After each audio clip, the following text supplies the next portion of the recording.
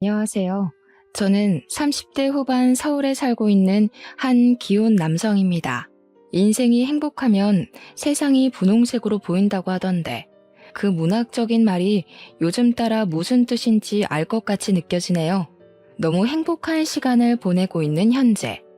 이런 행복을 막기까지 달려온 속상한 사연들이 있어서 사연을 써보게 되었습니다. 제가 얼굴에 흉이 있어서 사람들의 시선을 잘 받는 편인데요. 혹시라도 저 같은 분들이 계시다면 제 사연을 듣고 기운을 내셨으면 해서 적어보기도 합니다. 편안한 마음으로 들어봐 주세요. 저는 폐가 안 좋아서 호흡기 질환을 앓고 있습니다. 선천적인 건 아니고요. 사실 중학생 때 어떤 일 때문에 사고를 당해서 생긴 병환이에요. 그때가 아직도 생생히 기억나는데 중간고사를 앞두고 학교를 일찍 마친 후 집에서 공부를 하고 있었습니다. 근데 열어둔 창문으로 무슨 탄 냄새가 솔솔 들어왔어요. 알고 보니 윗집에서 불이 난 거더라고요. 부모님이 집에 안 계시고 저만 있었는데 그 냄새를 맡자마자 심상치 않은 불길이라 생각을 했고 빨리 도망치려고 집을 나섰습니다. 비상구 계단으로 뛰어가려는데 그 순간 위층에서 아이의 울음소리가 들렸어요. 솔직히 망설이지 않았다면 거짓말입니다. 하지만 학교에서 배운 도덕 때문인지 그 나이에는 정말 어른이라면 상상도 하지 못했을 용기가 생겨서 문득 저만이 그 아이를 구할 수 있다는 생각에 사로잡혔었어요. 그래서 한 10초 고민하다가 위층으로 뛰어 올라갔습니다. 위층에는 제가 있는 아래층보다 훨씬 검은 연기로 가득했어요. 불길의 근원지가 잘 보이지 않았을 정도였습니다. 그 와중에도 저는 아이 울음소리만 찾아서 자세를 낮춰 기어갔고 열린 현관문 앞에 주저앉아서 기침을 하고 있는 아이를 발견했어요. 아이는 숨이 넘어갈 듯 울면서 기침을 했습니다. 저는 서둘러 그 아이를 안고서 비상구로 돌아갔어요. 당시 제 눈에 보인 건 아이밖에 없었기 때문에 아이 부모가 집안에 있었는지 어디 있었는지 모르고 그냥 나와버렸습니다. 다행히 아이 부모님은 소방관으로부터 구조가 되어서 실려 나왔어요.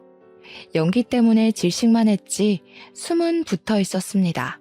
그날 저는 5살 아이를 구했다는 것에 소방관들과 이웃들에게 엄청 칭찬을 받았고 뜻하지 않게 시민상도 수여를 받았어요. 사람을 구한 건 기쁜 일이었지만 역시 무모한 짓에는 대가가 따르는 법인가 봐요. 제가 그날 연기 속을 그냥 뛰어드는 탓에 폐가 많이 손상되어서 호흡기 질환이 생겨버렸어요. 이마에도 화상으로 인한 영구적인 흉터가 생기고 말았고요. 근데 그 흉터가 좀 보기 흉해서 저는 항상 앞머리를 좀 길게 내리고 다녔습니다. 하지만 후회한 적은 없었어요. 그래도 한 생명을 구한 셈이잖아요. 아이도 구했고 아이가 무사히 부모 품에 돌아갔고 아이 부모도 탈없이 깨어났고 다 괜찮았는데 한 가지 예상치 못한 문제가 있었어요. 바로 그 아이의 부모 되는 사람들의 문제였죠. 딱히 그 집에 감사 인사를 바란 건 아니었지만 그래도 우리는 이웃이고 제가 아이의 목숨을 살린 것이니 솔직히 아이 부모님께서 인사를 올 줄 알았습니다. 이건 사실 저희 부모님 생각이었으나 저 또한 부모님이 그렇게 말씀하시니 아이의 부모님의 태도가 좀 아쉽기는 하더군요. 심지어 부모님은 제가 다치기까지 해서 더 화를 내셨는데 거기다가 아이 부모님께서 다 탄 집을 복구해놓고 바로 이사를 가버렸어요. 그 이후로 그 집은 쭉 비어 있었습니다. 저희도 그 집이 이사 갔다는 걸 소문 들어서 알게 되었어요. 그때는 제가 그저 괜찮다며 부모님 마음을 애써 달래놨었는데 그 사람들이 도망가면서부터 그게 다 무용지물이 되어버린 셈이었습니다. 부모님은 그때부터 사람들이 화제 얘기만 꺼내면 대놓고 그 아이 부모님을 욕했어요. 그리고 제게도 한 번씩 나무라셨습니다. 사람들이 어쩜 그렇게 매정하다니? 누가 보상을 바란 건 아니지만 감사 인사하는 게 그리 어렵나? 목에 금태라도 둘렀다니? 나 참 어처구니가 없어서 이 아파트가 불경하다는 듯이 홀라당 떠나버린 게 너무 우습지 않아? 이래서 착한 사람들만 호구된다는 거야. 아유, 속 터져. 엄마, 난 괜찮아. 이미 지난 일이고 또 그 집에선 기억하기 싫은 트라우마일 거잖아. 일부러 우리한테 나쁜 마음 보이고 싶어서 그런 건 아닐 거니까 우리가 이해하자. 그럼에도 부모님은 그 사람들이 도망치듯 달아난 걸 재수없어 했어요. 말했다시피 보상 욕구가 아니라 아무래도 제 얼굴에 난 상처를 볼 때마다 속상하신 것 같았습니다. 그 아이의 부모님이라도 원망해야 그나마 갑갑한 속을 달랠 수 있으셨을 겁니다. 그럴 때마다 저는 늘 부모님 앞에서 괜찮은 척을 했어요. 저라도 씩씩해야 부모님께서 속상한 마음을 빨리 털어낼 수 있지 않을까 싶었거든요. 그땐 부모님 가슴에 박은 대못을 제가 씩씩하게 살면 빼낼 수 있는 줄 알았습니다. 그러다 보니 정작 제 감정은 묻혀갔어요. 저도 사람인데 저라고 제 얼굴 망가진 것이 안 속상하겠습니까? 저 또한 매일 거울을 볼 때마다 이마에 붉게 새겨진 흉터로 인해 자존감이 떨어졌어요. 그건 나이가 들수록 심해졌는데요. 주변에서 제 상처의 사정을 잘 알던 중학교 때는 굳이 제가 말하지 않아도 다들 제게 말이나 행동을 조심해줬어요. 그러나 그때와 달리 고등학교를 가면 매번 제 상처에 대해 설명을 해줘야 했습니다. 그것도 한두 번이지. 제 상처를 힐끔거리는 사람마다 설명을 해주고 동정을 받으려고 하니까 지치더라고요. 그러한 행동은 결국 제 자존감만 바닥을 치게 만들었고 아무리 남들에게 설명해도 끝도 없이 불쾌한 시선을 받고 살아야 되는 제 인생이 불행하게 느껴졌어요. 그래서 어느 순간부터 모자를 쓰고 다녔습니다. 어딜 가나 고개를 숙였고 남들 등에 숨은 채 있는 듯 없는 듯 그렇게 사회생활을 했어요. 사람더러 마음을 긍정적으로 먹어야 실제 몸도 건강하다고 하잖아요. 근데 저는 자존감이 한참 바닥을 쳤으니까 당연히 제가 하는 모든 생각은 부정적일 수밖에 없었는데요. 그 때문인지 화재 사고의 후유증으로 발병된 호흡기 질환이 더 심해졌습니다. 조그만 좁은 공간을 가게 되면 제 몸이 감당하지 못해서 숨을 헐떡이게 되었어요. 숨쉬기가 힘들더라고요. 흡입기가 없으면 일상생활이 불가능해질 만한 몸뚱어리로 나이만 먹어갔습니다. 저는 아마 고등학교 친구들 사이에서 항상 자신감이 없고 의기소침해 있는 학생으로 기억되어 있을 거예요. 물론 친구 한 명을 못 사귀어서 모두가 저의 존재를 기억 못할 수도 있겠네요. 저는 이 소심한 성격을 달고 어렵게 고등학교를 졸업했습니다. 학교 교내에 있을 때 말고는 주야장천 모자를 쓰고 다녔더니 젊은 나이에 약간의 탈모기도 생겨서 병원을 다니곤 했어요. 그때는 정말 하늘이 원망스럽더라고요. 저는 그저 사람을 구하는 선량한 일을 했을 뿐인데 왜 이렇게 인생이 내리막길이 되어버렸는지 억울했어요. 아이를 구했던 걸 후회하는 건 아니지만 한 번씩은 그런 생각을 하곤 했어요. 내가 만약 아이를 안 구했다면, 그래서 얼굴에 흉도 없고 호흡기 질환도 없었다면 지금보다 더 좋은 삶을 살았을까 하는 생각 말이죠. 그러나 그 생각은 늘 들자마자 바로 고개를 내저어버려요. 그날 아이를 구하지 않았다면 저는 무사했겠죠. 그러나 제 마음은 아이를 모른 척했던 죄책감에 다른 방향으로 괴로워하고 있었을 겁니다. 그건 또 그거대로 끔찍했을 거라 생각을 해요. 차라리 내가 소심해지는 걸 택하는 바람에 제 일생이 이렇게 이어져 오는 걸 저는 원망도 할 수가 없었습니다. 그렇게 누구의 탓도 하지 못하고 저만 수면 아래로 가라앉고 있는 기분을 감당했어요. 저는 대학 입시도 포기하고 35살까지 10년 넘게 배달 아르바이트나 하면서 살았어요. 고등학교 다닐 때 얼굴 가리기 바쁜 데다가 그렇게 엉망인 속을 가지고 있었는데 어떻게 공부를 제대로 했겠습니까? 대학을 들어갈 성적에 못 미치기도 했지만 한편으로는 대학을 가서 또 제 흉터를 새롭게 볼 또래 친구들의 시선을 견딜 자신이 없었어요. 그래서 되는 대로 시작한 아르바이트가 오토바이 배달이었는데 제가 처음으로 혼자 노력해서 이룬 것이 원동기 운전면허 따는 것이었습니다. 부모님은 제가 공부를 안 하고 돈을 버는 것에 대해 마음이 안 좋으셨지만 부모님 눈에도 제가 많이 음울해 보였는지 하고 싶은 걸 하게 내버려 두셨어요. 아무래도 제가 괜찮다고 하는 걸 믿지 않았던 모양이에요. 역시 자식만 보는 부모님 눈은 못 속이나 봅니다. 저는 이왕 시작한 아르바이트를 잘 해내려고 했어요. 그러나 뭐든 처음엔 실수가 있는 법이더라고요. 제가 그만 교통사고가 나버렸지 뭡니까. 음주 차량인지 뭔지 차선을 벗어난 차를 피하려다가 전날에 온 빗물에 오토바이가 미끄러져서 온몸이 쓸리는 사고를 당했어요. 저는 그대로 바닥에 쓰러졌고 주변 사람들의 신고로 구급차를 타고 응급실로 가게 되었습니다. 다행히 어디 부러진 곳은 없었어요. 찰과상만 생긴 상황이라 저는 의식을 잃지도 않았고 그 때문에 굳이 부모님께 이 사실을 알리지도 않았습니다. 그런데요, 제가 거기서 뜻밖의 인연을 만나게 되었어요. 한 번도 뵌 적 없는 응급실 간호사였는데요. 그 응급실 간호사가 신규였는지 엄청 뚝딱거리더라고요. 제가 아플까봐 과하게 조심히 드레싱 해주는데 솔직히 엄청 귀여워서 눈길이 계속 갔습니다. 토끼같이 생겨서는 하나 할 때마다 아프면 말해달라는 말을 반복하더라고요. 그 모습이 되게 예뻐 보였어요. 그래서 저도 모르게 생각지도 못한 용기가 튀어나가 버렸습니다. 실수로 저녁 같이 먹을 수 있냐고 말을 걸어버린 거예요. 말을 뱉자마자 저 또한 깜짝 놀라서 실언을 했다고 말을 정정했는데 정작 간호사한테서 오는 대답은 저를 더 놀라게 만들었습니다. 간호사가 활짝 웃으면서 너무 좋다고 그러자고 하는 거 아니겠습니까? 자기 퇴근 시간 얼마 안 남았으니까 저더러 멀리 가지 말고 근처 카페에 있어달라고 하대요. 갑작스레 잡힌 맞선 느낌에 좀 많이 얼떨떨했습니다. 그래서 저는 본의 아니게 마음에 드는 간호사분과 저녁을 먹는 찬스를 얻게 되었어요. 그 간호사는 대화를 나눠보니 더 괜찮은 사람이었습니다.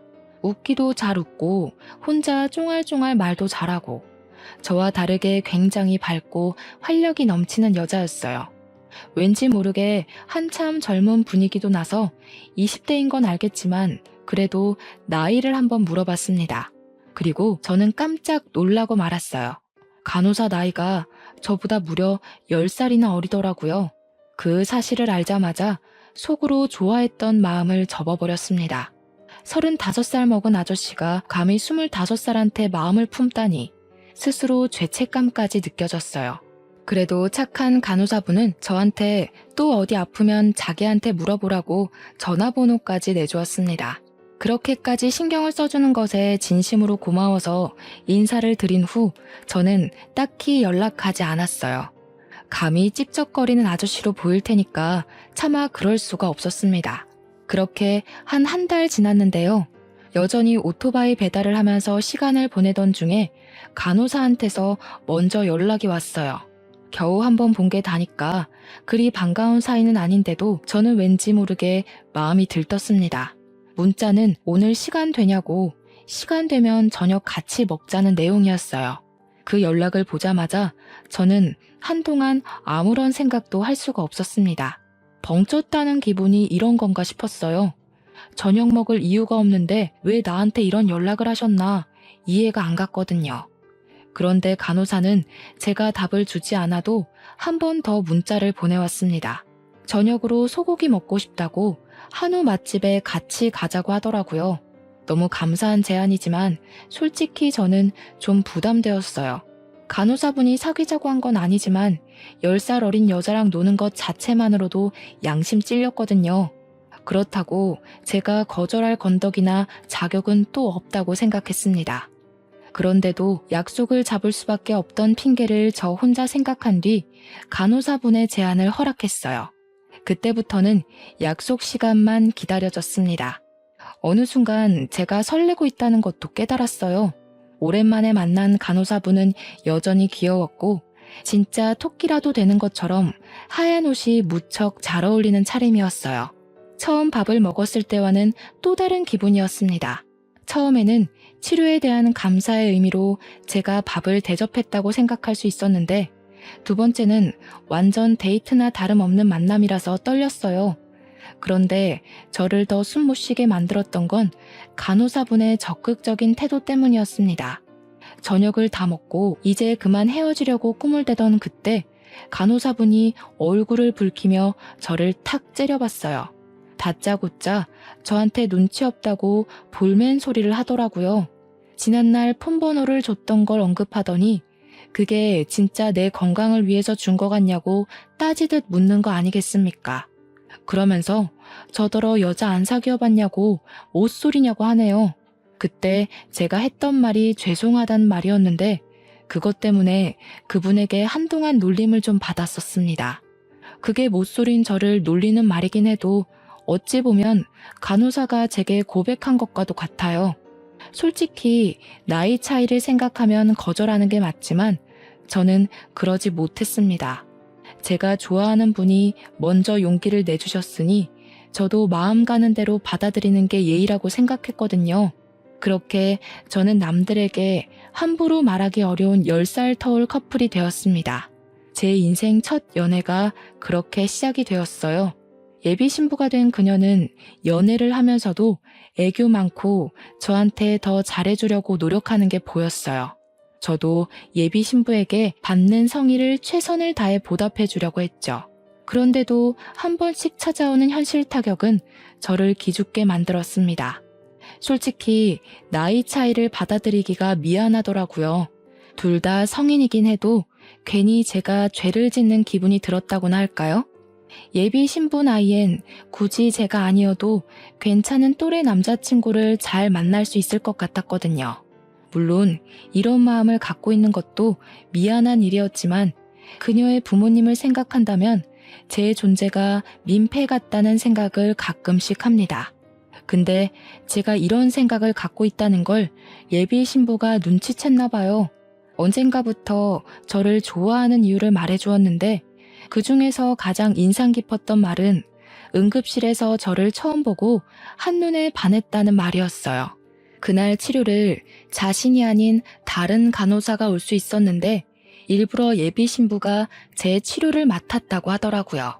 제가 예비 신부를 보기도 전에 자기가 먼저 보고 반한 거니 저더러 미안해하지 말라는 게 예비 신부의 말입니다. 예비 신부가 해주는 위로의 말을 듣고 제가 남자로서 얼마나 창피한 걱정을 하고 있었는지를 느꼈어요. 저희는 서로 잘해주려고 노력하는 사이였다 보니 3년 동안 만나면서 한 번도 다툰 적이 없었습니다. 그렇게 만나오면서 제 성격에 좀 많은 변화가 찾아왔는데요. 예비 신부 덕분에 어두웠던 제 성격이 많이 밝아졌다는 게 어느 순간 느껴졌어요. 저는 말씀드렸다시피 사고로 인해 생긴 후유증 때문에 매사에 비관적이고 소심한 편이었거든요.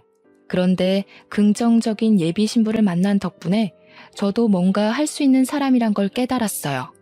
예비 신부가 배달하는 저를 보고 어느 날 전문직을 가져보는 게 어떠냐는 말을 하더라고요. 제가 사고 날까봐 늘 노심초사하고 산다는 예비 신부 말이 멈춰있던 제 장래를 다시금 움직이게 해줬습니다.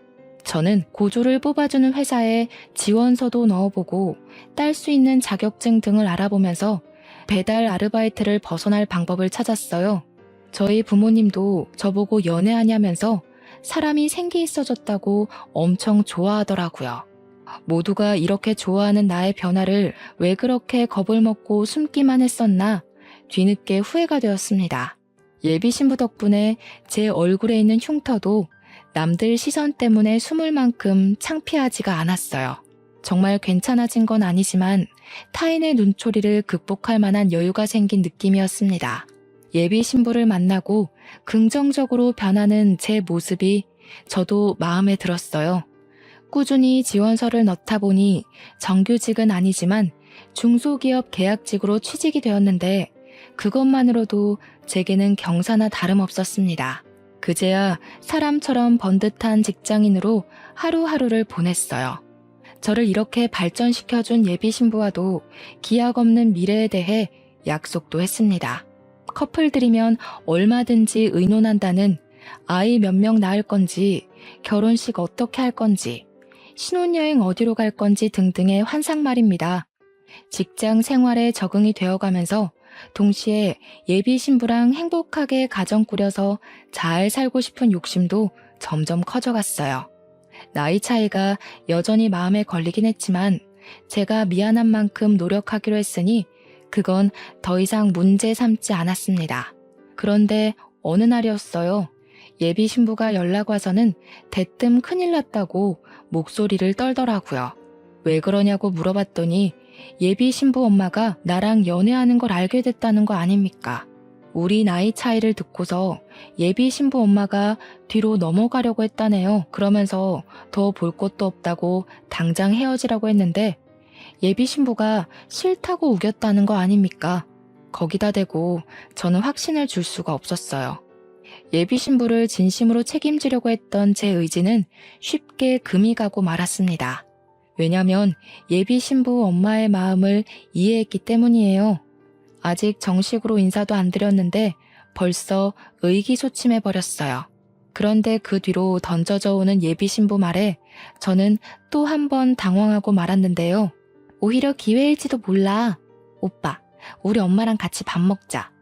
엄마가 오빠를 잘 몰라서 그래. 직접 보고 대화하다 보면 엄마도 분명 우리 허락해 주실 거야. 그 소리를 듣는데 저는 영 확신이 안 섰습니다. 저 그렇게 잘난 놈 아니라는 거 제가 제일 잘 알거든요.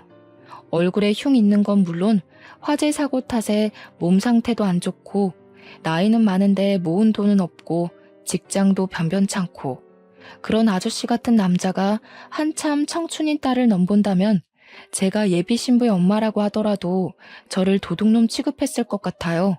그래서 저는 예비 신부의 제안을 거절했습니다.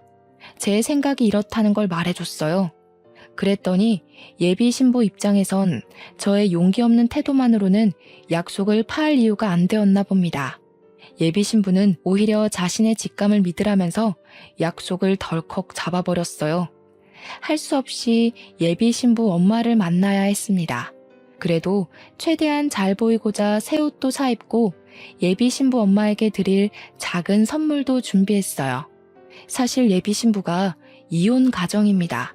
그래서 예비 신부 엄마한테 점수를 딴다면 마음 편히 예비 신부와 미래를 그릴 수 있었어요. 그래서 제가 더 긴장을 하기도 했습니다. 그러나 예상했던 대로 어머님은 저를 진짜 싫어했습니다. 그래도 나름 늙어 보이지 않으려고 예비 신부가 맞춰주는 코디로 입고 나갔는데 애초에 어머님한테는 그게 문제가 아니었던 거예요. 그쪽도 우리 딸이랑 안 어울린다는 거 알죠? 모를 리가 없을 텐데 딱 봐도 삼촌 조카 사이 같구먼. 가볍게 만나는 것까진 간섭 안 할 테니까 결혼은 당연히 안 된다는 거 알아요? 어머님은 제 선물을 받지도 않고 자리에서 일어났어요. 저는 아무 말도 할 수 없었고 예비 신부는 어머님을 붙잡으면서 더 얘기해보자고 매달렸습니다. 넌 왜 갑자기 안 하던 짓을 하고 그러니? 10살 많은 아저씨한테 시집이 가고 싶어? 직장이 제대로 된 것도 아니고 나이를 이만큼이나 먹었는데도 너보다 잘난 게 없잖아. 내가 너 이런 남자한테 시집 보내려고 소중하게 키운 줄 알아? 얼른 마음 접어. 예비 신부는 자기 나름대로 성질이 났는지 어머님한테 대들려고 했어요. 상황이 악화될 것 같아서 저는 지켜보지만 않고 자리에서 일어났습니다. 바로 어머님 앞에가 무릎을 꿇었어요. 제가 많이 부족하고 못난 놈인 거 압니다. 이런 저를 이만큼이나 끌어올려준 사람이 예은이에요. 예은이는 저를 살려준 거나 마찬가지입니다. 어머님, 저 예은이를 위해서라면 제 목숨 내놓고서라도 뭐든 다 할 수 있어요. 어머님이 어떤 마음으로 저희를 반대하는지 알지만 저 한 번만 믿어주시면 안 될까요? 양심이 없어도 너무 없네. 이게 무릎 꿇는다고 될 일이에요? 나한테는 내 자식 인생이 걸린 일이라고요. 아니 그리고 사정을 할 거면 그 얼굴에 흉터나 수술하고서 나타나던가. 아까부터 거슬려 죽겠네. 우리 딸이 밥 한 번 먹자고 떼를 쓰는 바람에 한 번 와본 건데 그쪽 얼굴 보니 더더욱 아닌 것 같네요. 나 마음 바꿀 생각 없으니까 웬만하면 얼른 헤어지세요. 그날 저는 손님들의 힐끔거리는 시선을 받으면서 대차게 까였습니다. 예비 신부는 자기 엄마를 향해서 허락 안 해주면 집에 안 들어갈 거라고 고래고래 소리치면서 제 곁을 지켜주었어요. 그날 저랑 예비 신부는 술자리를 가졌습니다. 그리고 예비 신부를 설득해 집에 데려다 준 뒤 집으로 돌아가는 길에 이별을 통보했어요. 예비 신부한테서 연락이 불티나게 왔지만 받지 않았고 휴대폰을 꺼버렸습니다. 예비 신부가 우리 집을 찾아온 적도 있었는데 저는 부모님한테 절대 열어주지 말라고 단단히 일러뒀어요. 부모님은 며느리가 될지도 모를 제 예비 신부를 그런 식으로 처음 봤습니다. 부모님 말로는 예비 신부가 매일 집 앞에서 울고 간다는데 그게 저도 많이 힘들었어요. 마침 그 시점에 제가 회사 계약도 만료가 돼서 백수로 지냈거든요. 그래서 제가 문을 열어주지 않는 이상 예비 신부와 만날 일은 더더욱 없었습니다. 그렇게 은둔형 외톨이처럼 집에 짱 박혀서 만화책만 읽고 있으니 부모님이 날이 갈수록 저를 한심하게 보았어요. 예전에 네가 그렇게 지낼 때는 사고 트라우마 때문에 어쩔 수 없다고 생각했어. 그런데 지금은 뭐니? 지금은 그냥 가여운 예비 신부 나 몰라라 하고 일도 안 하고 놀고 먹기만 하는 백수 아니야? 너도 하면 되는 놈이었잖아. 공무원 준비라도 해보든지. 엄마가 매일같이 공무원으로 잔소리할 때는 그저 그게 아무나 되는 건 줄 아나 생각하면서 귓등으로 듣고 넘겼습니다. 근데 그 주 주말쯤이었어요. 여전히 제 전화기를 괴롭히고 있던 예비 신부의 문자가 왔었는데요. 평소엔 읽고 무시하면서 가슴앓이를 했었습니다. 그러나 그날 온 연락만큼은 무시할 수가 없더라고요. 예비 신부 하는 말이 자기 엄마가 그랬는데 제가 공무원같이 안정적인 직장이 있으면 저와 예비 신부의 관계를 결혼까지 허락해준다고 했다는 거 아닙니까? 그러면서 예비 신부가 자기를 위해서 한 번만 노력해줄 수는 없냐고 마지막 애원을 짜내서 보낸 문자였어요. 그때부터 저는 다시 희망을 갖고 바로 다음날 공무원 시험 준비에 돌입했습니다. 예비 신부한테 답장도 해줬어요. 공무원 합격하면 그때 당당하게 만나겠다고 당장은 만남을 미뤘습니다. 그렇게 9개월 동안 정말 앞만 보고 달렸어요. 제가 공무원 한다고 하니까 부모님이 적극적으로 지원해 주셨습니다. 덕분에 9개월 만에 9급 공무원 합격이란 영광을 얻게 되었어요. 우리 엄마가 엄청 좋아하더라고요. 그거 보라면서 하면 되는 거 아니냐고 말이죠. 기쁜 건 저도 마찬가지지만 엄마한테 한 가지 미안한 게 있었는데 사실 제가 이 공부를 예비 신부 때문에 한 거잖아요. 본의 아니게 찬물을 끼얹은 셈이었지만 말했습니다. 엄마, 사실 예비 신부가 시켜서 공무원 공부 시작한 거야. 미안해. 엄마 아들 진짜 호구 같지? 아이고, 부모보다 예비 신부가 더 좋냐? 도대체 얼마나 대단한 아가씨길래 그래? 얼굴은 참 앳되고 예쁘게 생겼던데 결혼할 거니? 그럼 빨리 좀 소개해줘. 보니까 너 못지않게 아가씨도 우리 아들 많이 좋아해주는 것 같은데. 어쨌든 엄마는 며느리로 합격이다. 부모도 못 바꿔놓은 너를 변화시켰으니 당연히 합격이지. 오, 고마워. 근데 있잖아. 엄마도 나를 도둑놈이라 생각할지도 모르겠는데 사실 예비 신부가 나보다 10살 어려. 어머, 뭐? 우와, 우리 아들 능력이 그렇게나 좋았어? 도대체 어디서 그렇게 예쁘고 참한 아가씨를 꼬셨대? 우리 아들도 이 엄마한텐 물가에 내놓은 애 같은데 그 아가씨는 완전 아기 같겠다. 엄마가 딸이 너무 갖고 싶었거든. 너무 기대된다. 언제 밥 먹을까? 제 얘기를 들은 엄마는 좀처럼 들뜬 마음을 감추지 못했어요. 10살 차이라고 말해줘도 별로 놀라는 기색도 없었습니다. 아무래도 10살 어린 배우자 집안이 좀 더 타격이 크겠죠. 아무튼 그래서 예비 신부와 재회를 하자마자 얼떨결에 저희 집 인사 날짜도 정해버렸습니다. 부모님한테 예비 신부를 인사시켜 주었어요. 그랬더니 엄마가 상상 이상으로 예비 신부를 너무 좋아해줘서 제가 다 민망했습니다. 그럼에도 말릴 수 없었던 건 예비 신부 또한 저희 부모님을 너무 좋아해줬기 때문이었어요. 양쪽 다 초면인데도 예비 신부는 마치 우리 집에 몇 번 와본 사람처럼 해맑게 부모님 뒤를 쫓아다녔습니다. 그런 예비 신부가 너무 사랑스러웠는지 엄마는 끝내 파격적인 제시를 했어요. 예은이가 우리 집 식구만 돼주면 이 엄마가 집도 바로 해줄 수 있어. 너희 아직 집 살 만한 돈 못 모았잖아. 합가는 불편하니까 꿈도 꾸지 말고 신혼 분위기 제대로 즐기게 바로 분가해라. 좀 당황스러워서 저도 모르게 엄마가 무슨 돈이 있어서 집을 해준다고 하냐고 조용히 물었는데요. 제가 몰랐던 사실이 하나 있더라고요. 엄마가 외할아버지한테 받은 아파트가 있는데 여태 그걸 월세 주면서 갖고 있었대요. 계약 기간 끝나면 저희더러 들어가서 살라고 하대요. 너무 좋아요, 어머님. 그 아파트 정말 비싼 곳 아니에요? 저희 집 평편으로도 감히 꿈도 못 꾸는데 정말 감사합니다. 제가 남편복, 시댁복을 단단히 타고났네요. 저는 저도 몰랐던 엄마 재산을 알고서 벙쪄있느라 잠시 아무 말도 못했습니다. 그 와중에 예비 신부는 너무 좋아하면서 빨리 결혼하고 싶다고 하는데 그걸 보니까 솔직히 저도 결혼이 막 기다려지더라고요. 그래도 아직 한 가지 걱정되는 건 예비 신부 엄마였어요. 혹시 내가 공무원 못 해낼 거라 생각해서 예비 신부랑 영영 떼어놓으려고 그런 제안을 한 건 아닌가 싶었거든요. 그게 맞는다면 분명 다른 이유를 다시 대서라도 끝까지 저랑 예비 신부를 반대할 거라 생각했어요. 그러나 저의 이런 생각 또한 착각이었습니다.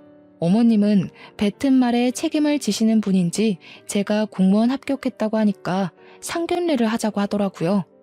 그때 이미 저랑 예비 신부는 이제 다 되었다고 생각을 했어요. 그래서 기쁜 마음으로 날짜 잡고 양가 집안이 만날 한정식 집을 예약했습니다. 이제 어머님은 제게 장모님이나 다름없었어요. 오랜만에 만난 예비 장모님은 저희 집안과 대화하는 내내 표정이 그리 밝지 않았습니다. 왠지 모르게 예비 장모님이 뭐 하나 터뜨릴 것 같이 불안한 아우라를 풍겼어요. 아니나 다를까 예비 장모님이 결국 상견례 자리에서 실수를 하고 마는데요. 다들 알 거라 생각하지만 혹시나 해서 한 번 더 말할게요. 딸 가진 입장에서 10살이나 많은 사위 얻게 돼서 참 마음이 안 좋아요. 그래도 사돈 쪽에서 대출 하나 없이 집 해온다고 했으니 그것 때문에 허락해주는 겁니다. 쥐뿔도 없었으면 끝까지 반대했을 거라는 거 알았으면 해서요. 이쯤이면 부모님도 제가 환영받지 못했던 사위라는 걸 단번에 알았을 겁니다. 그 말을 듣고 저는 저희 부모님께 참 면목이 없었습니다. 내가 못나서 내 부모님까지 욕먹게 하는구나 싶었어요. 예비 신부가 뒤늦게 예비 장모님을 말렸지만 그건 이미 찬물 끼얹은 분위기를 더 얼게 만드는 일밖에 안 되었어요. 저는 차마 부모님을 볼 수가 없어서 고개를 들지 못했습니다. 그때였어요. 엄마가 제법 차분한 목소리로 예비 장모님의 실언을 가볍게 받아쳤습니다. 알지요. 저도 딸은 없지만 딸 가진 부모 입장에서 얼마나 아깝겠어요. 근데 세상에 아깝지 않은 자식이 어디 있겠습니까? 제 입장에선 며느리 될 아이가 너무 이쁘긴 하지만 저도 제 아들 보내는 거 당연히 아까워요. 제가 얼마나 애지중지 키웠다고요. 그러니까 사부인도 이왕 결혼 허락하기로 마음 먹었으면 서로 잘 지내보도록 노력합시다. 엄마 말에 예비 장모님도 뭔가를 느꼈는지 아무 말이 없었습니다. 조용히 고개만 끄덕이셨어요. 그런데도 예비 장모님은 계속 제가 마음에 안 들었나 봐요. 계속 사람을 시험해 보려는 느낌이 없지 않아 있었습니다. 이번엔 이마에 흉터로 딴죽을 걸었거든요. 참, 아드님이 흉터가 있던데 어릴 때 사고를 좀 크게 쳤나 보죠? 얼마나 까불고 다녔으면 얼굴에 상처가 있어요? 웬만하면 성형외과를 데려가시지 보기 흉하게.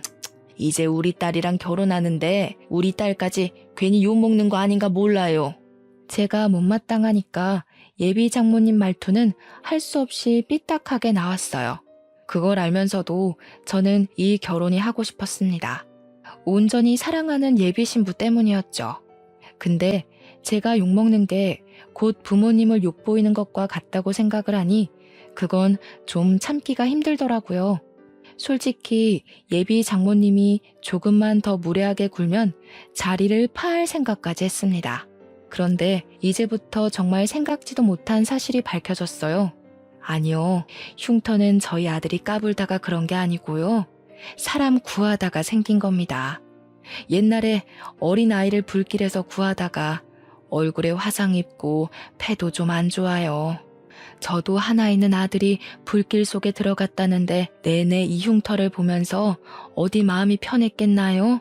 그래도 한 생명을 구하고 생긴 영광의 상처인데 사돈이 좀 좋게 봐주셨으면 좋겠네요.